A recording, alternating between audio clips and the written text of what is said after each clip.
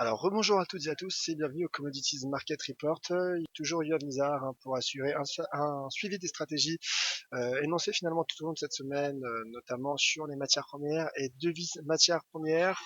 Alors, je vous laisse prendre connaissance d'avertissement liés au risque de trading et puisque nous parlions justement des devises, sachez qu'aujourd'hui, bien évidemment, le dollar qui poursuit son rebond technique pourrait et devrait être impacté, comme vous le savez, par la publication du rapport NFP cet après-midi. Je rappelle également que Sylvain et moi-même assurerons un live spécial pour un duo spécial NFP, donc dès 14h15, toujours dans cette même salle de trading. Et j'en profite pour vous rappeler également que vous pouvez gagner une journée d'immersion dans nos locaux, faire finalement rencontrer toute l'équipe d'EliFX, FXCM, voir notre environnement de travail, simplement en mettant votre pronostic, en donnant votre pronostic sur le rapport NFP, en donnant votre pronostic sur le nombre de créations d'emplois le mois dernier aux États-Unis, allez voter sur le concours d'EliFX sur le forum, sur le forum des FX ou encore sur Twitter, vous me taguez à Tuanizar ou encore Sylvain en mettant un hashtag concours NFP et votre indication peut également nous envoyer des emails yrnizar@fxm.fr. Alors, on prend connaissance de l'avertissement lié au risque de trading. Ensuite, on analysera finalement d'une part le cours du dollar, car le cours du dollar oriente, comme je le disais dans le Good Morning Euro Dollar, le marché du Forex, guide le marché du Forex, mais oriente également les métaux précieux qui souffrent finalement de cette vigueur actuelle du dollar américain. Négocier sur marge sur le marché des devises ou via des produits CFD comporte un risque élevé et ne peut être recommandé à tout investisseur. FXCM et DailyFX ne pourront en aucun cas être tenus responsables de pertes ou dommages occasionnés, incluant sans restriction des pertes ou manques à gagner qui pourraient découler directement ou indirectement de l'utilisation de ces informations. Et j'en profite également pour vous rappeler, comme vient de le faire notre cher Saïd, que vous pouvez poser toutes vos questions sur le chat, laisser vos commentaires ou comme le fait souvent Tony justement, poster des analyses graphiques. Sachez que c'est un plaisir chaque fois de les commenter.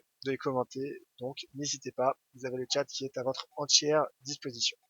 On débute tout de suite sans plus tarder donc ce Commodities Market Report par le cours de l'once d'or, le cours de l'once d'or qui est inversement corrélé au cours du dollar américain, corrélation négative donc en effet qui pourrait finalement euh, être volatile aujourd'hui. Le cours du gold devrait être impacté également par la publication du rapport NFP.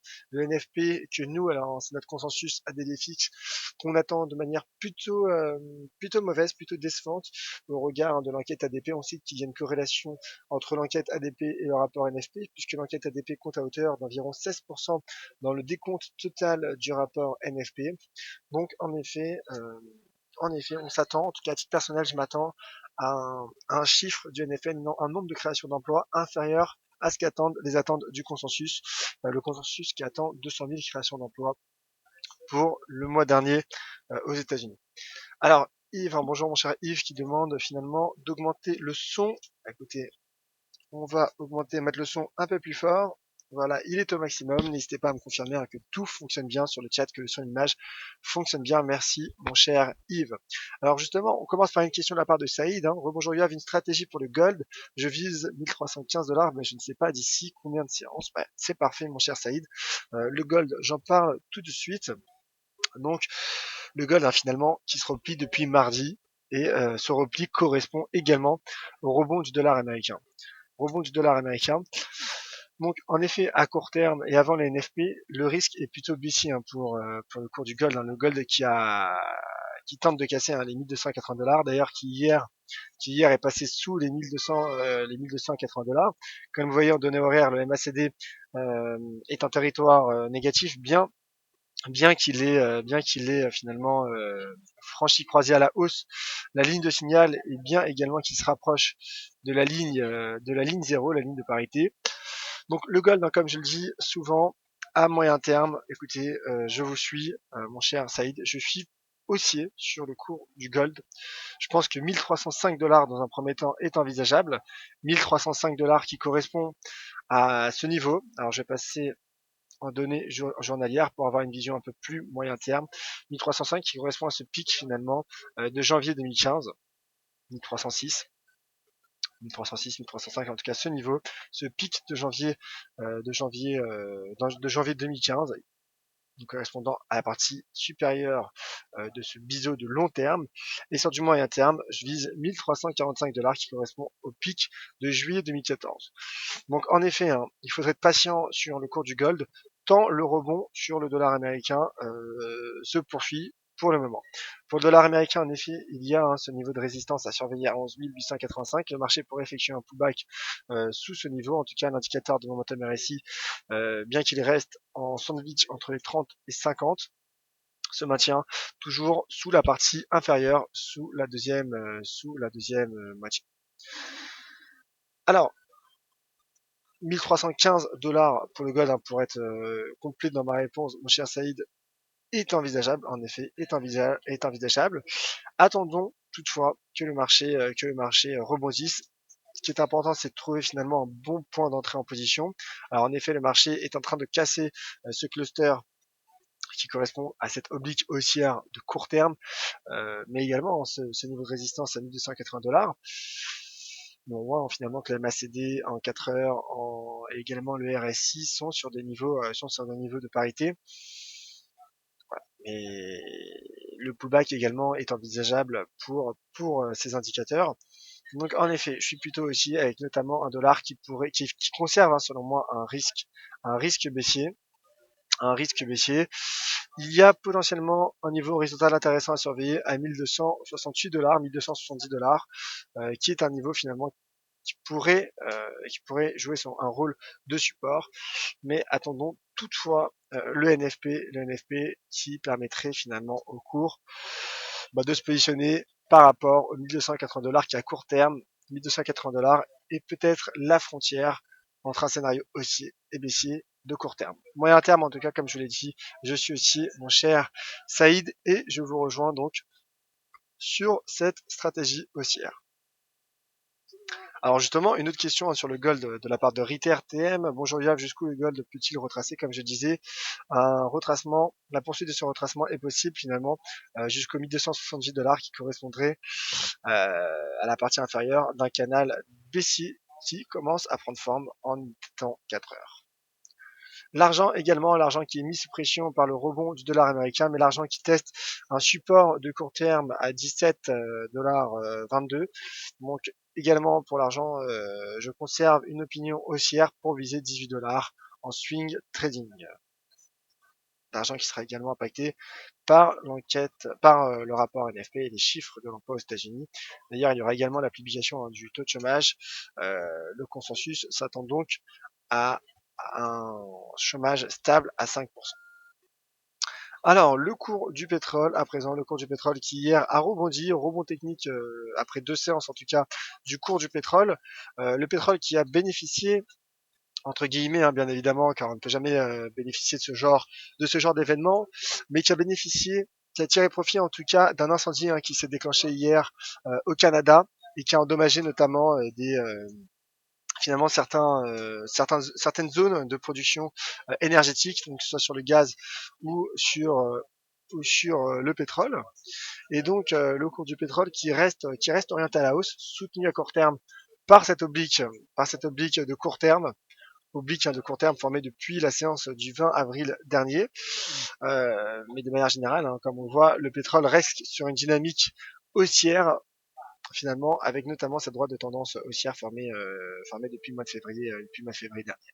Donc en effet, pour le pétrole, comme je le disais, d'un point de vue fondamental et du point de vue de l'analyse technique, je conserve une opinion haussière. Je pense que 50 $ le baril est envisageable dans les prochains mois, dans les prochaines semaines, les prochains mois, en tout cas en 2016, tant finalement un accord sur un jet de production sera nécessaire, je pense, sera une nécessité puisque trop de pays vendent leurs barils à perte et donc finalement les pays producteurs de pétrole devront trouver un accord pour remonter le cours du baril. Pour le cours du Brent également, on voit que le marché teste s'est replié, hein, sous les 48 $ et teste également au niveau de support un seuil d'inversion de polarité à 44,60 $. Alors en effet, hein, je parlais d'un retracement jusqu'au 42,60 qui est un cluster, donc un double niveau de support.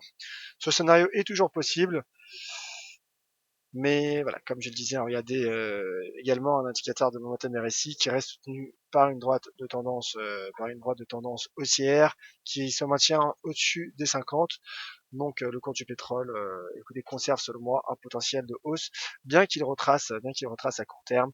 Le WTI également, on pourrait retracer finalement jusqu'à 42. Donc on voit que le marché pour le moment ne lâche pas, les acheteurs pardon, ne lâchent, gardent la main et conserve donc ce potentiel de rebond pour le baril d'or noir. Et d'ailleurs, comme on voit en daily, il y a un canal ascendant qui s'est formé sur le cours du pétrole, un canal ascendant intéressant, donc qui pourrait finalement voir le baril de Brent effectuer son pullback sur les 42,60 pour ensuite aller chercher les 50, voire même les 52 dollars à moyen terme pour le cours du Brent. Alors, on passe au copper, au cours du cuivre. Le cours du cuivre qui est sous pression, qui a été mis sous pression toute la semaine par les mauvaises statistiques macroéconomiques publiées en Chine. Je rappelle que les PMI manufacturiers et non manufacturiers en Chine ont été décevants, à la fois selon les chiffres du gouvernement et selon les chiffres de l'agence Caixin, qui est très respectée en Chine. Euh, le cours du cuivre qui a atteint donc mon deuxième objectif à 2,14 après avoir atteint les 2,19. Donc là, le risque est baissier, bien qu'il y ait une réaction du marché sur ces 2,14. Euh, je pense à ce stade, il faudrait attendre la cassure des 2,14 pour viser ensuite un retour sur les 2,07 dollars. Regardez un indicateur de momentum RSI en unité de temps 4 heures qui a déclenché un triple top. Bah, plutôt même une épaule tête épaule, hein. Une épaule tête épaule donc avec une ligne de coup à 35,15 environ 35,17. Le marché a effectué un pullback quasiment sur cette ligne de coup avant de repartir à la baisse et le marché donc qui intègre la zone euh, communément appelée de survente qui confirme finalement le risque baissier sur le cours du cuivre et donc sur les métaux industriels. Donc en effet, un pullback sous les 2,19 ou encore une cassure des 2,14 sont des scénarios qui me paraissent envisageables. Qu'à cela ne tienne, je suis plutôt baissier sur le cours du cuivre et 2,07 me paraît donc envisageable, mais ce scénario serait validé donc comme vous l'avez compris, en tout cas serait déclenché par une cassure de 2,14 $. Le cours du gaz naturel, bah écoutez, c'était ma stratégie de tout au long de cette semaine. J'ai joué le trading range tout au long de cette semaine, comme vous l'avez vu, depuis mardi. J'ai ensuite eu ces deux journées entre mercredi et jeudi, plutôt même mardi et mercredi. Depuis lundi, hein, comme vous voyez lundi, donc je joue un repli sous la résistance à 2,157 $, ensuite un rebond sur les 2,06, puis comme je l'ai dit hier, un repli sur les 2,157 $ pour viser les 2,06. Donc là, clairement, j'attendrai que le marché vienne tester les 2,06, 2,04 pour ensuite potentiellement dégager une stratégie de rebond, une stratégie haussière, puisque, comme je vous le disais, pour le moment, l'analyse technique est limpide et donc qu'il y a un beau trading range à exploiter sur le cours du gaz naturel. Donc là, en effet, le marché va dans le sens finalement de ma stratégie, donc j'en suis plutôt ravi. Voilà. Je pense que les 2,06 pourraient être atteints. Il y a eu hier la publication des stocks de gaz naturel qui sont ressortis finalement inférieurs aux attentes du consensus, mais malgré cela, le marché s'est replié sous ce niveau de résistance, ce qui montre bien, la pertinence hein, de cette configuration technique de ce rectangle appelé en français. Alors oui, dans ma stratégie, bien évidemment, qui a été prise à titre indicatif, j'ai avancé mon ordre stop afin de m'assurer finalement un stop win tout simplement. Voilà. Je suis un trader plutôt averse risque. Donc de toute façon, en rebond de ce niveau, je pense, ne permettrait pas d'atteindre les 2,06. C'est le but également du stop win. Mais je vise donc comme je disais cette zone 2,04, 2,06 $. Alors on finit avec les matières premières avec deux métaux précieux. Ensuite je parlerai du forex. J'ai parlé un peu dans le Good Morning Gold Dollar de l'USD CAD, hein, l'USD CAD qui est la paire à suivre. Je parlerai également du dollar australien et du dollar néo-zélandais. Mais tout de suite donc le palladium et le platine. le palladium et le platine qui, malgré un repli, rebondit, effectue tente en tout cas de rebondir sur ce niveau de support à 596 $. Donc je vise 635 $ pour le cours du palladium, tant les métaux précieux pourraient profiter d'un repli que j'attends du dollar américain. Le dollar américain qui, malgré un rebond effectué depuis mardi, reste tout de même baissier, conserve un risque baissier. Et donc pour le platine également, qui malgré un repli sous les 1088 $, tente de rebondir, et donc en effet un retour sur 1088 et sur du moyen terme sur les 1175 $, sont des scénarios qui me paraissent envisageables. Alors, on parle de l'USD4, comme je le dis dans le Good Morning Euro-Dollar, qui tente finalement de casser les 1,2845.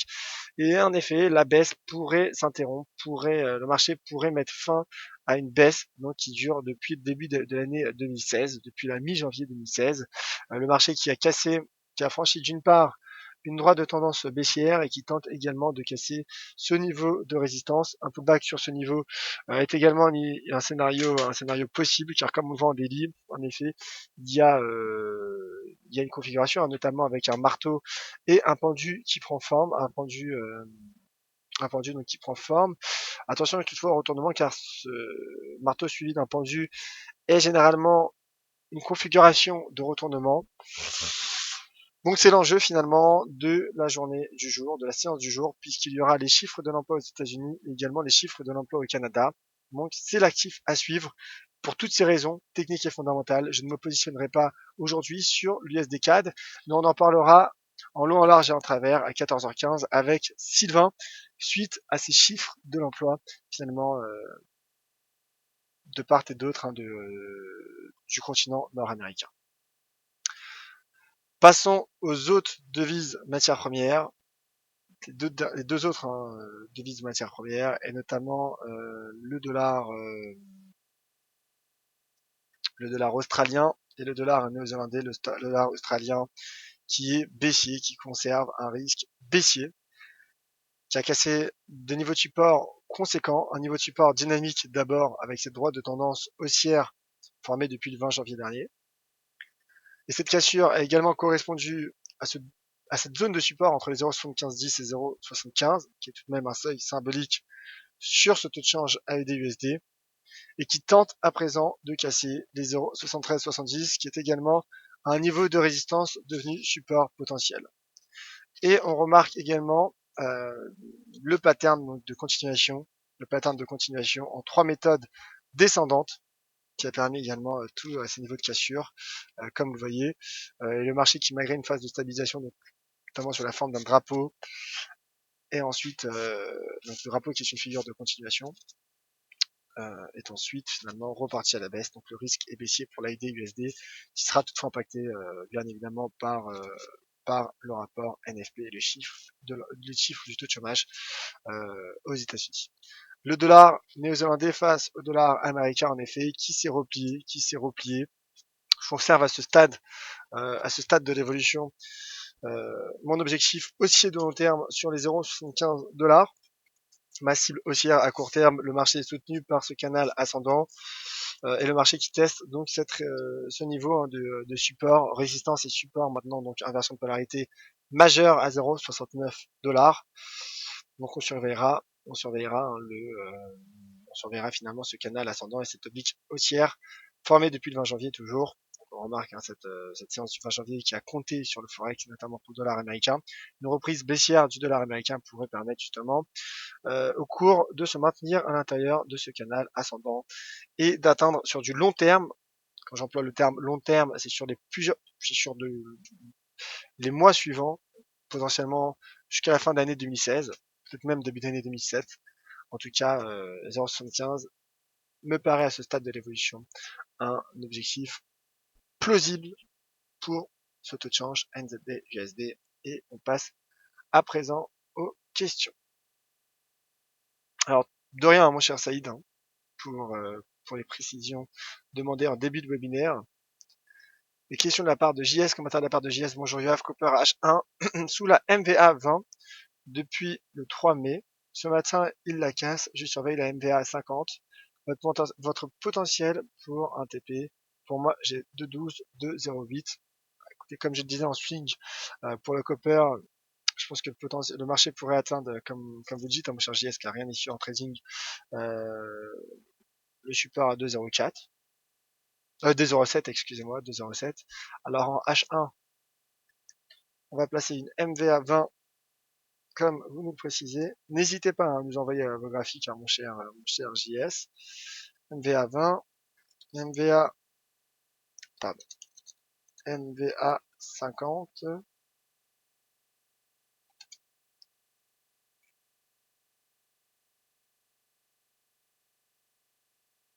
Voilà, MVA 20, MVA 50. En effet, le marché est soutenu, hein, est couvert pardon, par cette MVA 20 heures. MVA 20 heures. Et on voit, hein, comme vous le voyez, le croisement des moyennes mobiles, finalement, comme on parle souvent, Vincent, de plus en plus Vincent, et également notre cher auditeur et ami Grégory Rolly, compte et fonctionne. Là, le marché va aller tester la MVA 50 heures. Donc, en effet, à court terme, on peut s'attendre à ce qu'il y ait une poursuite de ce rebond technique, tant finalement le marché a effectué un pullback sur le MVA 20 heures. Mais ensuite, un retour, un repli sous ce niveau sont des scénarios envisageables. En tout cas, pour le copper en swing, comme je le disais, je suis plutôt baissier sur le cours du cuivre.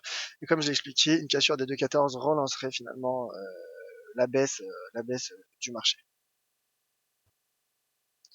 Alors, question de la part de Pige. Bonjour, si le NFP n'est pas bon, baisse du dollar américain et euro-dollar haussier et CAC et DAX baissier. Est-ce exact? Nous demande notre cher auditeur Pige. Alors, du point de vue théorique, car finalement entre la théorie et la réalité, il y a parfois un décalage, mais en tout cas du point de vue théorique, en effet, si le NFP n'est pas bon, le dollar américain pourrait reprendre sa tendance baissière, pourrait reprendre sa marche baissière. Donc oui, en effet, le dollar américain pourrait baisser, et l'euro-dollar en profiter, et le CAC et DAX pourraient également être mis sous pression. Et bien évidemment, c'est simplement de la théorie. Le marché ne respecte pas, ça arrive en tout cas au marché de ne pas respecter finalement la logique du marché. On enchaîne avec deux analyses graphiques de Tony, mon fidèle auditeur Tony, que j'en profite pour remercier. J'en profite de remercier Tony ainsi que vous tous finalement pour votre fidélité. Tony qui est également très actif sur Twitter. Donc n'hésitez pas à faire comme Tony, à nous envoyer nos graphiques, que ce soit sur Twitter, à Tuamizar ou encore en live, en plein live. Hein. Ça me permet justement de montrer au public, hein, vos biais et vos analyses graphiques. Alors Tony, donc pour le Brent en effet qui est soutenu par un niveau de support en unité de temps 4 heures, un niveau de support intéressant proche des 4,34. Donc JKO il a en effet un beau niveau de support. Et en D1, le fameux canal ascendant, en tout cas le biseau ascendant, en tout cas 7 obliques aussi à former depuis le 11 janvier, 20 janvier même je pense de mémoire. Donc en effet, le marché qui conserve donc ce potentiel haussier, qui conserve finalement un potentiel haussier. Voilà, comme j'ai expliqué. Merci Tony. Farid, bonjour, les prochaines résistances sur l'AID-USD à 0,7360, 0,7349 et 0,7325. Donc là, d'une part, mon cher Farid, une chose importante, c'est que vous donnez des objectifs de plus en plus baissiers, donc il s'agit non pas de résistance mais de support. Alors certes, des niveaux de résistance qui sont devenus support potentiel. 0,7360 en effet, hein, est plus bas que le cours, donc c'est un niveau de support potentiel, mais là, vous donnez des objectifs assez serrés, donc ce sont des objectifs plutôt de court terme, je veux dire. Alors, moi en effet, j'ai des niveaux. N'hésitez pas, mon cher Farid, à m'envoyer vos niveaux. Alors 0,7449, 0,73 pardon, 49, 0,73 60. Alors, on voit que c'est des pics, hein, finalement, des points en effet. 0,73 49 et 0 est un niveau qui pourrait atteindre le marché. En tout cas, le risque est baissier sur l'AUD USD. Merci, mon cher Farid, pour ce commentaire.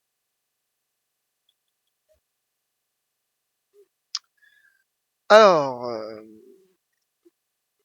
Olivier, bonjour. Un avis sur l'AUD CAD. L'AUD CAD. Alors, je vous mets le graphique. Je vous mets un graphique tout de suite. AUD CAD.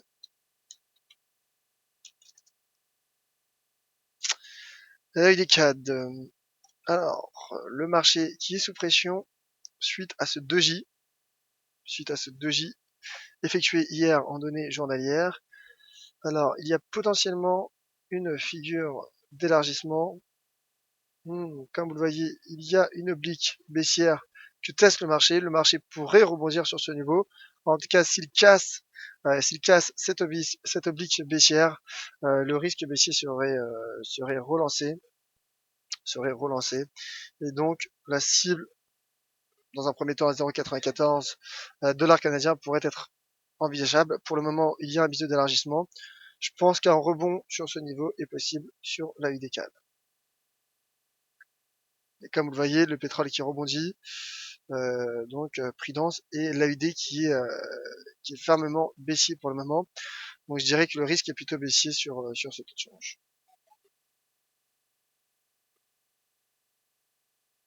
Alors, on continue avec les questions. Fifi16MP, bonjour Yoav, tu considères l'USD4 toujours en correction technique ou la polarité s'est inversée? En effet, la polarité commence à s'inverser depuis la cassure de cette oblique baissière et également la cassure, le franchissement en cours des 1,2845. Donc finalement, je pense que les chiffres de l'emploi aux États-Unis et au Canada seront déterminants pour la suite de la tendance de la dynamique sur ce taux de change. Alors, on poursuit avec les questions. Alors, visiblement visiteur qui a du mal à suivre nos actualités sur le site dailyfx.fr. Écoutez, jusqu'aux dernières nouvelles, tout fonctionnait parfaitement. Je vous mets le lien sur le chat. Il y a déjà des articles en ligne. Je vous ai proposé 2 articles ce matin. D'autres arrivent tout au long de la journée. Donc voici le lien que je vous poste, voilà, que je viens de poster sur le chat. N'hésitez pas et donnez votre avis sur ces articles, que ce soit sur le forum d'Elefix ou encore sur mon Twitter @bizarre. N'hésitez pas justement, voilà, si vous n'êtes pas d'accord ou vous voyez un axe d'amélioration, sachez que nous sommes ouverts à toutes vos recommandations, car nous sommes une communauté, ne l'oublions pas. Tony, donc, tu as le NZD USD qui est pas mal également. Là, je cherche surtout les graphiques USD haussier ou USD baissier. On verra les stats. En effet, prudence avant les NFP, qui est la statistique qui provoque le plus de volatilité sur les marchés. Alors, JS sur un taux de change exotique, sur une paire exotique, et c'est la paire USD MXN. USD MXN, donc JS, je suis sur USD MXN. Si vous avez un avis et le temps, merci. Donc JS qui est short 17,84, stop loss 17,99 et target price 17,42, puis 16,94. USD MXN, alors là en effet, il y a plutôt en daily un potentiel de hausse. Alors le marché toutefois est sur support et sur un niveau de résistance. Je pense que l'on peut d'une part gérer son risque avec les 17,97 Donc votre stop à 17,99 me paraît intéressant, en tout cas par rapport à cette gestion de cette résistance à 17,97. Finalement, shorter sur un niveau de résistance est un scénario possible. Est en tout cas finalement logique du point de vue de l'analyse technique. Donc 17,42 est envisageable. Il y a même ce niveau de support dans un premier temps à 17,66-65 qui est finalement un retour possible sur ce niveau. Toutefois, un bémol avec l'analyse Ishimoku, car comme vous le voyez, la Chikou a croisé à la hausse à la fois les prix, la Tenkan et la Kijun, mais le marché finalement se situe à l'intérieur d'un nuage qui correspond également avec ce niveau de résistance. Donc prudence, en effet, le risque baissier pourrait être relancé si le NFP est mauvais, et si le dollar américain repart à la baisse. Le MXN, qui je le rappelle est également positivement corrélé à l'évolution du cours du pétrole. Donc en effet, une reprise haussière du pétrole pourrait également soutenir ce scénario baissier, votre scénario baissier, mon cher JS. Alors Tony également, qui a quelques problèmes visiblement pour accéder au site dailyfx.fr. Écoutez, de mon côté, tout fonctionne bien, comme vous le voyez sur votre écran. Il y a des analyses à jour, donc une analyse sur l'euro-dollar et également également donc sur le CAC 40, des articles donc que je vous ai proposés tout au long, tout ce matin en tout cas avant ces lives. Tout simplement, nous analyserons s'il y a des problèmes. Je remonterai tout cela au service client. Voilà. Peut-être une mise à jour, peut-être effectuer, rafraîchissez votre page. Toutefois, je contacterai et j'en informe de ce pas, en tout cas tout de suite après cette émission, le service client de Dailyfx FXM. Un pige Tony, comment sur Twitter peut-on savoir? Donc en effet, voilà, pige qui s'adresse à Tony. N'hésitez pas, vous pouvez vous échanger via ce chat vos différents comptes Twitter pour communiquer également entre vous. Vous pouvez également donc me suivre sur Twitter @Nizar ou encore Vincent ou Sylvain. Voilà, JS qui me confirme que pour lui tout fonctionne bien. N'hésitez pas peut-être à changer de navigateur internet. Et de rien, mon cher JS, pour votre commentaire. Alors, plus d'autres questions sur le chat. Merci à toutes et à tous d'avoir suivi et d'avoir été attentifs à ce webinaire. On se retrouve donc à 14h15 en compagnie de Sylvain pour un live spécial NFP. Un live spécial NFP qui s'annonce sportif. On verra si le dollar met fin à son rebond technique ou s'il le confirme justement, si le dollar confirme ou non justement ce rebond technique. On se quitte sur ce graphique du NZD-USD qui teste la partie inférieure d'un canal ascendant, qui est NZD-USD, donc qui pourrait rebondir ou sortir par le bas de ce canal en fonction principalement du NFP qui devrait provoquer une forte volatilité sur le marché. Soyez prudents si vous êtes exposé, car aujourd'hui, jour de NFP, il vous reste quelques heures pour tenter de gagner une journée d'immersion dans nos locaux en allant voter sur le forum DailyFX. En allant voter donc en participant à ce concours. Vous allez simplement, ça prend quelques secondes, à donner un chiffre, le chiffre que vous attendez, votre pronostic concernant le NFP, et le plus proche d'entre vous gagnera une journée d'immersion dans nos locaux et tout simplement aura la chance de faire notre connaissance à nous, les analystes, Vincent, Sylvain et moi-même, et encore de connaître notre environnement de travail, de connaître également les équipes FXCM, nos collègues d'FXM. Donc ça prend quelques minutes, allez voter. Si vous n'avez pas accès au forum DailyFX, envoyez-moi un tweet à moi ou à Sylvain, en tout cas, @yoavnizar ou encore Sylvain FX, en mettant un hashtag concours NFP et ainsi que votre pronostic. Merci à toutes et à tous. On se retrouve donc à 14h15 avec Sylvain. C'était Yoav pour ce tour d'horizon des matières premières et devises matières premières. Bonne journée à tous, soyez prudents. Merci